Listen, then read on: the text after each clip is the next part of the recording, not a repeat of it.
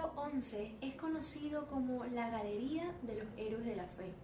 En este pasaje un poco extenso encontramos diferentes personajes de la Biblia donde por su fe y obediencia quedaron registrados en este pasaje.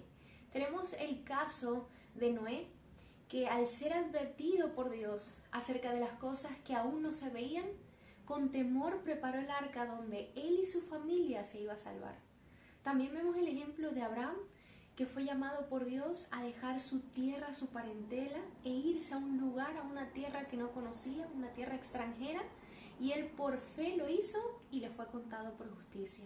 Más adelante vemos también ese ejemplo de obediencia cuando Dios le pide sacrificar a su único hijo, a ese hijo de la promesa, y él sin dudarlo va y lo sacrifica. Sabemos que Dios interviene y le dice: no lo hagas, Abraham, he visto tu corazón y veo que me temes y me obedeces. Y por supuesto, un gran ejemplo de obediencia y de amor a Dios. También vemos el caso de Jacob, que por esa fe bendijo a cada uno de sus hijos y profetizó sobre ellos.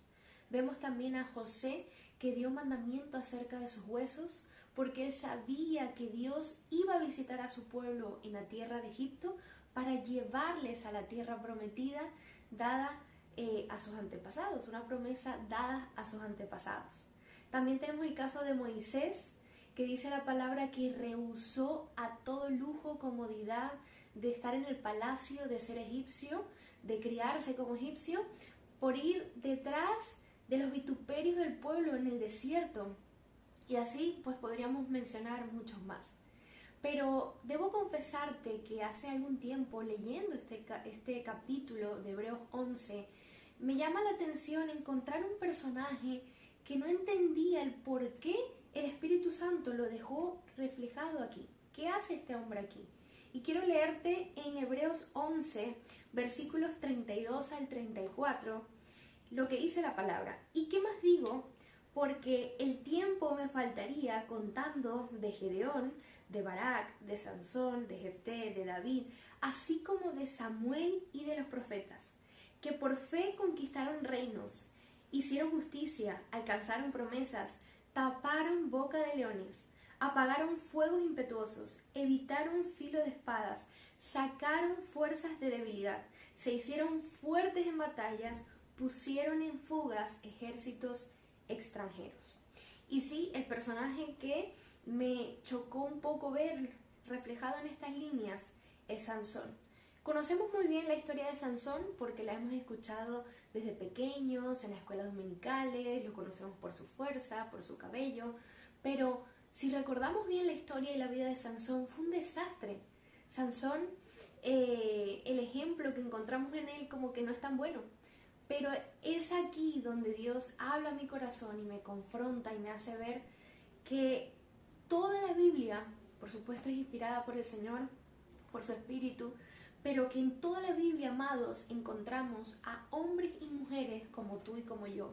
No eran superhéroes, no eran superhombres, no eran supermujeres, sino seres humanos sujetos también a sus deseos, debilidades, pecados, que nos podemos identificar con ellos.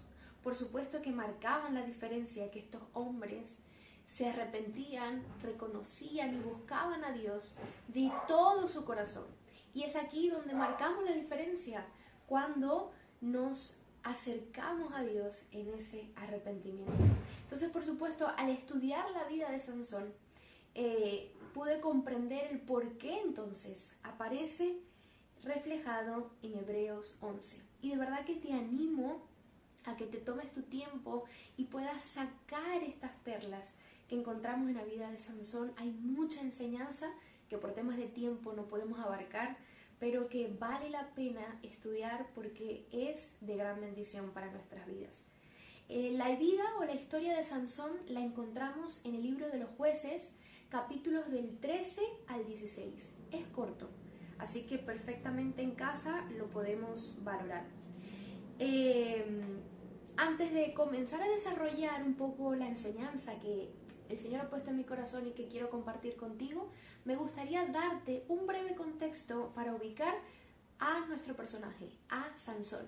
Recordemos que el libro de los jueces simboliza una época muy oscura en el pueblo de Israel. Israel viene del liderazgo de Josué, que el Señor le había dado orden de que fuera él el líder encargado de introducirles a la tierra prometida. Y así fue.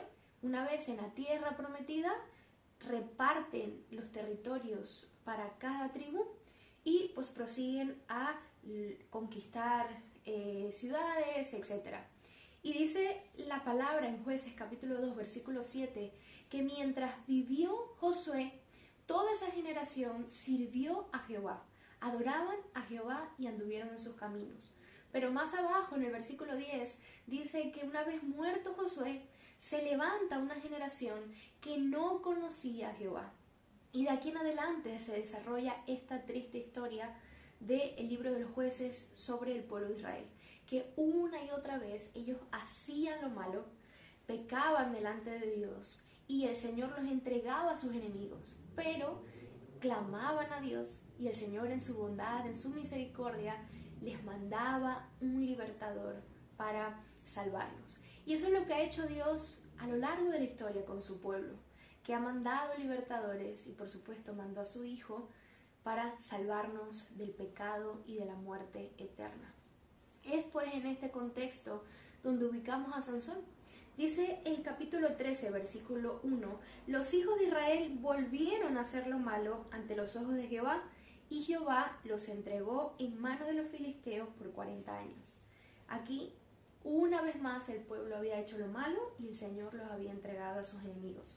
Dios escoge a una pareja, a un hombre llamado Manoa y su mujer que era estéril, para hacer un milagro, para levantar de allí un hombre que iba a comenzar a salvar a su pueblo de los enemigos. Y el versículo 5 lo deja muy claro, dice, pues he aquí, concebirás y darás a luz un hijo, y navaja no pasará sobre su cabeza, porque el niño será nazareo a Dios desde su nacimiento, y él comenzará a salvar a Israel de mano de los filisteos. Este era el cometido de Sansón, esta era la misión por la cual el Señor lo llamó, lo creó en el vientre de su madre, lo escogió para ser el encargado de salvar a su pueblo. Dice más adelante en el mismo versículo que el niño nació, creció y Jehová lo bendijo, su espíritu estaba sobre él. Pero Sansón, mi querido amigo y amiga que me escuchas, tenía debilidades, como tú y como yo, y quiero resaltar 3 de ellas: las mujeres, la impulsividad y la autoconfianza. Estas 3, tal vez haya más, pero quiero resaltar estas 3. Estas 3 debilidades terminaron con la vida de Sansón, le llevaron a la perdición, le llevaron al lugar donde Dios por supuesto no quería para él, ni donde era su llamamiento. Empezamos con el capítulo 14, que dice que él vio a una mujer en Timnat. Sansón comenzó a ver a una mujer extranjera, que sabemos que desde años atrás el Señor le había dado mandato a su pueblo de que no se unieran en yugos desiguales con los extranjeros, con las naciones vecinas, con los enemigos, porque iban a desviar su corazón. Luego vemos en el capítulo 16 que da un paso más. Versículo 1 del capítulo 16. Fue Sansón a Gaza y vio allí a una mujer ramera y se llegó a ella. No solamente vio, sino que se llegó a ella. Tuvo intimidad con esta mujer, uniéndose en cuerpo y en alma con una ramera. Por supuesto, había repasado el límite de lo que era su llamamiento, que era su nazareato. Luego da otro paso más en esta misma debilidad sobre las mujeres, con la famosa historia de Dalila. En el capítulo 16, versículo 4, dice: después de esto aconteció que se enamoró de una mujer en el valle de Sorek, la cual se llamaba Dalila. Empezó viendo una mujer, luego se llega, tiene intimidad con una mujer ramera, pero luego se enamora de la persona equivocada. Sansón abrió su corazón a la persona equivocada. Y esto es importante, amados, porque no solamente podríamos describirlo en el área sentimental o amorosa, sino que también lo podemos hacer con cualquier otra persona, cualquier otra relación o cualquier otro lugar, que abrimos nuestro corazón, nuestro espacio, nuestra intimidad al lugar correcto, incorrecto y a la persona incorrecta. Aquí comenzó el descenso de la vida de Sansón gravemente. Y me llama la atención el versículo 5 porque vemos claramente cómo es la estrategia del enemigo. Y por supuesto tú y yo tenemos un enemigo que dice la palabra que está como león rugiente buscando a quien devorar. Por supuesto ese enemigo es Satanás. Y esta estrategia que estos príncipes filisteos usaron para prender a Sansón es la misma estrategia que Satanás usa hoy en día para dañarnos. Dice así el versículo 5: engáñale e infórmate en qué consiste su gran fuerza y cómo podríamos vencer, para que lo atemos y lo dominemos. Y cada uno de nosotros te dará 100,000 ciclos de plata. Aquí está la estrategia de Satanás: vencernos, atarnos y dominarnos. Pero lo triste, amados, es ver un poco la actitud de Sansón, que siendo llamado por Dios, que teniendo la fuerza de Dios, el Espíritu de Dios, este hombre, a causa de su pecado, de su debilidad, fue perdiendo el discernimiento espiritual. Ya él no veía el peligro inminente que tenía de frente.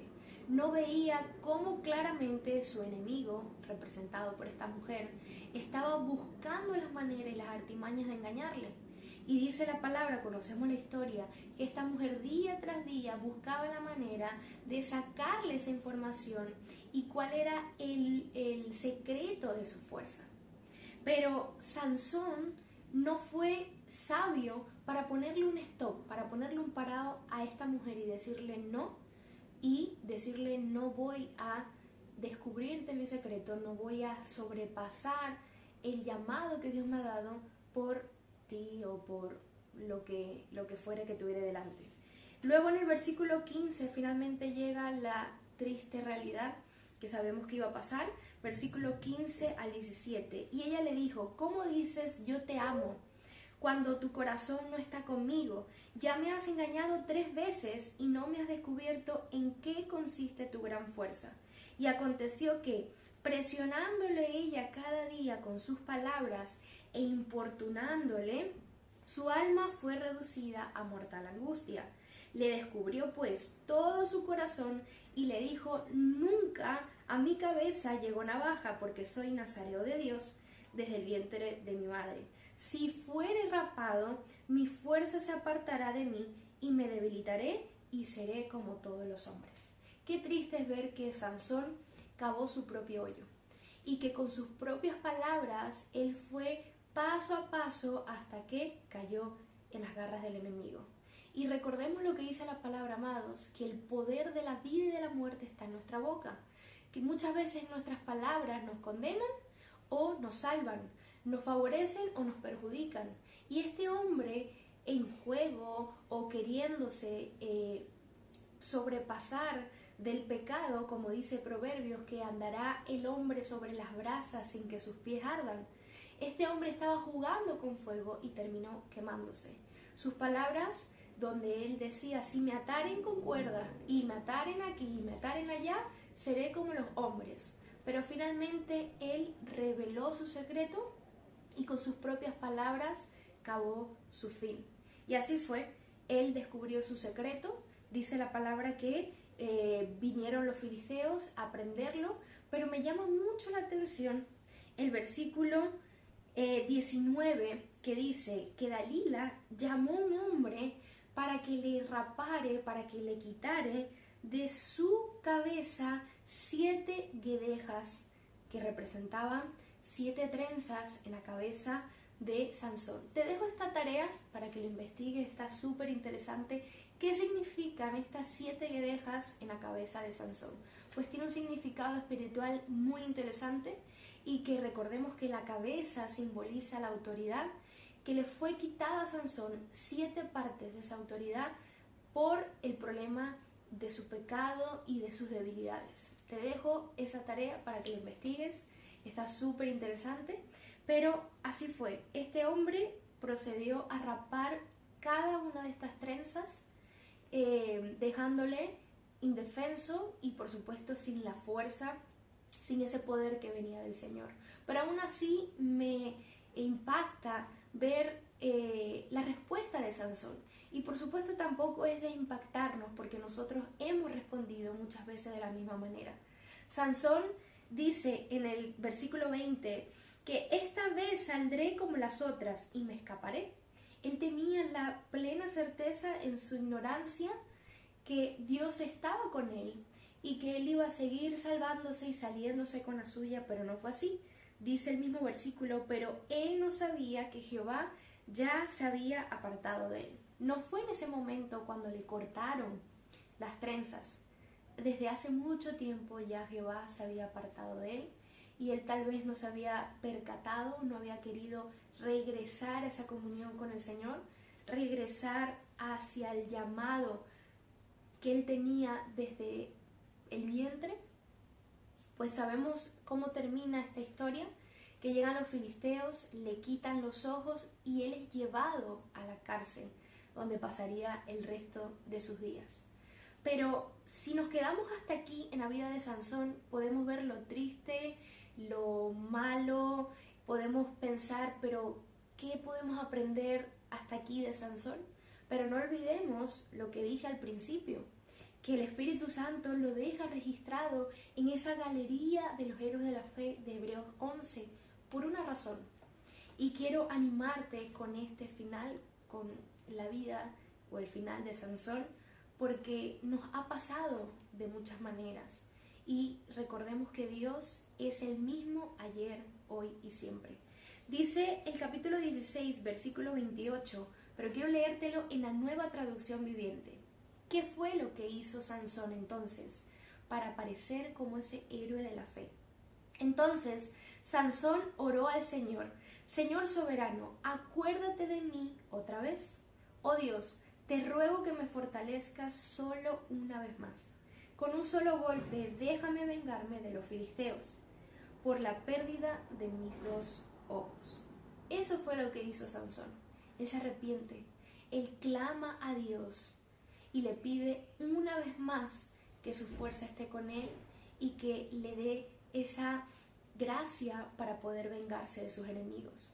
No olvidemos que a lo largo de la Biblia el Señor dice: clama a mí y yo te responderé. Es una promesa y Dios siempre cumple sus promesas, siempre cumple a lo que está escrito.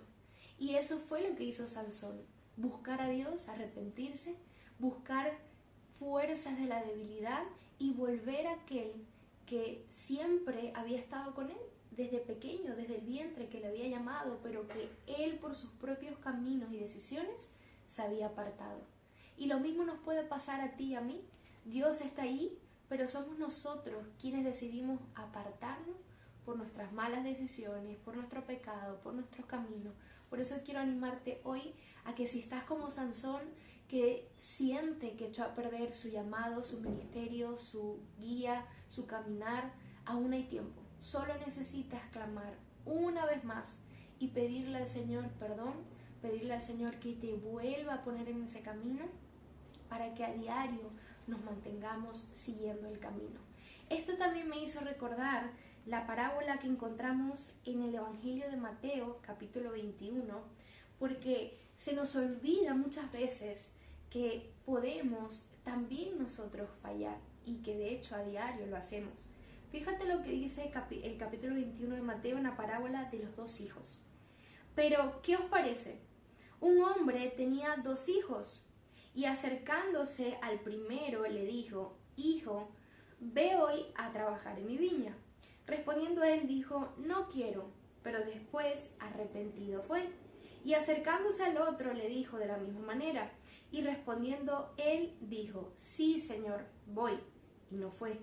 ¿Cuál de los dos hizo la voluntad de su padre? Dijeron ellos: el primero. Jesús les dijo: de cierto os digo que los publicanos y las rameras van delante de vosotros al reino de Dios. Amado, la vida cristiana no se trata de no pecar nunca, porque si tenemos esa mentalidad de que nunca voy a pecar, de que ya soy un santo, de que ya soy un ángel, voy a vivir en derrota, porque la realidad en este mundo caído y en nuestra naturaleza caída es que vamos a experimentar el pecado, pero ya el pecado no se enseñorea de nosotros, porque todo aquel que está en Cristo nueva criatura es. Y en Cristo hemos vencido la muerte, hemos vencido el pecado y por supuesto tenemos la ayuda de su Espíritu Santo, que es más fuerte que cualquier cosa. Y como dice la palabra, que el Señor nos ha dado un espíritu de poder, de amor y dominio propio. Pero es necesario volver una y otra vez al arrepentimiento. Recordemos también las palabras del apóstol Juan, que dice: hijos, esto os digo, si habéis pecado, abogado tenemos delante del Padre, y si confesamos nuestros pecados y nos apartamos, Él es fiel y justo para perdonarlos. Así que esa es mi invitación, ese es mi deseo, que no te quedes en el lodo, que no te quedes postrado, sino que vayamos hacia nuestro Padre en arrepentimiento, en perdón, una vez más, y por supuesto muchas veces más si es necesario, porque debemos de seguir peleando la buena batalla de la fe. Espero que esta breve reflexión haya sido de bendición a tu vida. Gracias una vez más por ver el canal, compártelo, suscríbete y nos vemos en la próxima. Que Dios te bendiga. Chao, chao.